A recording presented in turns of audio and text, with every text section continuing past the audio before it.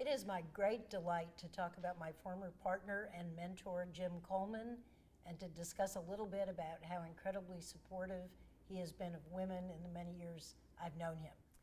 It's no exaggeration to say that Jim Coleman is one of the most respected lawyers who has ever lived. It's difficult to encapsulate the many qualities that make him the paragon of our profession, but I think it starts with being a truly good human being.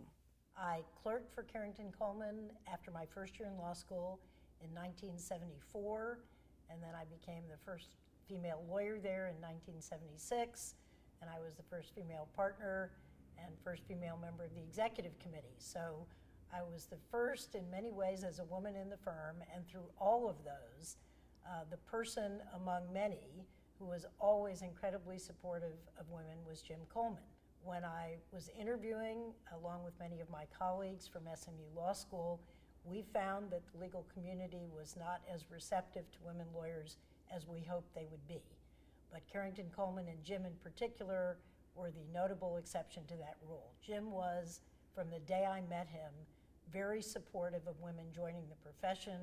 He thought the profession would be enriched by our being a part of it, and he always put his muscle behind that view. I'll give you an example of that. Early on in my career, when I was the only woman at the firm, a client expressed the view to Jim that he did not want any female lawyers working on his file.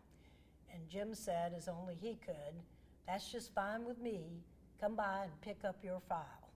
So he made it very clear that the firm would not discriminate against women, would not tolerate discrimination against women.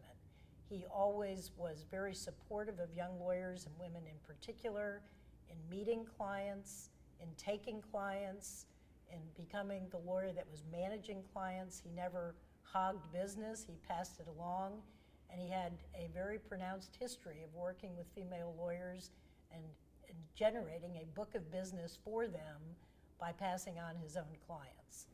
He is my champion in every sense of the word.